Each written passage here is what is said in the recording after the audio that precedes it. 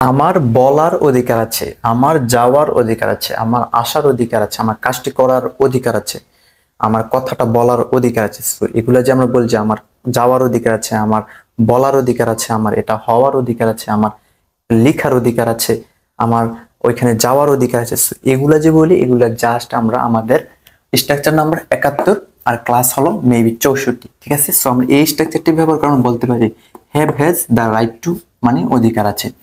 যদি বলি যে আমার ইংরেজি শেখার অধিকার আছে, তাহলে কি I have the right two, এটা সবসময় এক থাকবে। ঠিক আছে, have the right two, have the right two, have the right two. আমার ইংলিশ শেখার অধিকার আছে, তো আমার কি শেখার অধিকার আছে?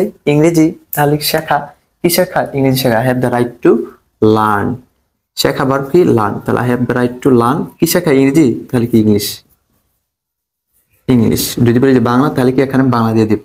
I have the right to learn English, আমি ইংরেজি শেখার অধিকার আছে।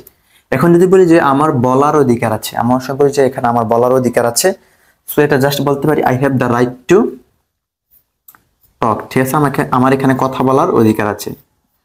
টক, স্পিক, সে, ঠিক আছে, সবগুলো অর্থ কি বলা। আমার এখানে কথা বলার অধিকার আছে। আমার যাওয়ার অধিকার আছে, আমার সকলে যা আমার যাওয়ার অধিকার আছে, তুমি যেতে দাও না কারণ আমার যাওয়ার অধিকার আছে।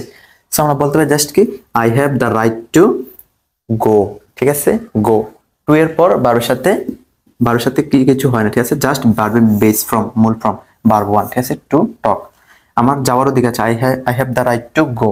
আমার খাওয়ার অধিকার আছে, I have the right to eat. আমার লেখার অধিকার আছে, I have the right to write. আমার পড়ার অধিকার আছে, I have the right to study. ঠিক আছে, এভাবে আপনি হাজার হাজার বাক্য তৈরি করতে পারবেন। সবচেয়ে মেইন স্ট্রাকচারটি কি হলো? Have has the right two. ঠিক আছে, হ্যাভ, এটা জাস্ট সবসময় এক থাকবে।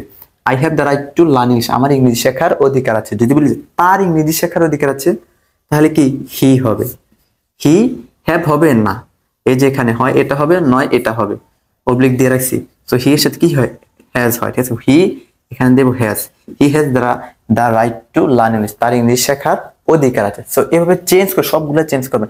আমি জাস্ট মেইন স্ট্রাকচারটা বলি, দেন দুইটা করে বা অথবা তিনটা করে আমি এক্সাম্পল দিয়ে জাস্ট বুঝাই 2-3 মিনিটের মধ্যে। ঠিক আছে, সো আপনারা কি এই সাবজেক্ট, প্রতিটা সাবজেক্ট দিয়ে একটা একটা বাক্য লিখবেন এবং বিভিন্ন ভার্ব দিতে চেঞ্জ চেঞ্জ করে বলবেন। ঠিক আছে, এখানে লার্ন দিচ্ছে, টক দিচ্ছে, আপনারা আরো বিভিন্ন ভার্ব দিচ্ছে, মানে ট্রাই করবেন।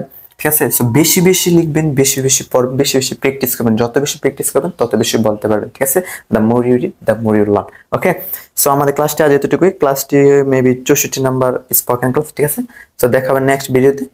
ওকে, আল্লাহ হাফেজ, আসসালামু আলাইকুম।